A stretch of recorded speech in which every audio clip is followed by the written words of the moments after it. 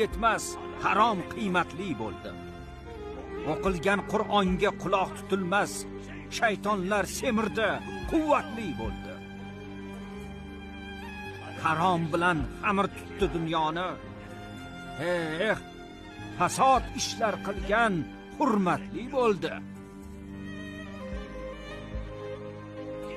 Kimgaki Tangridan xabar berursan, tutib boshingga urar, hujjatli bo'ldi. Shogird ustoziga xarxasha qilar, o'g'il ota bilan izzatli bo'ldi. Faqirlar miskinlikdan tortdi qo'lin, ko'ngilni yiqqanlar haybatli bo'ldi.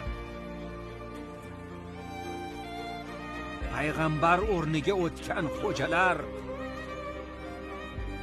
bu xalqning boshiga zahmatli bo'ldi.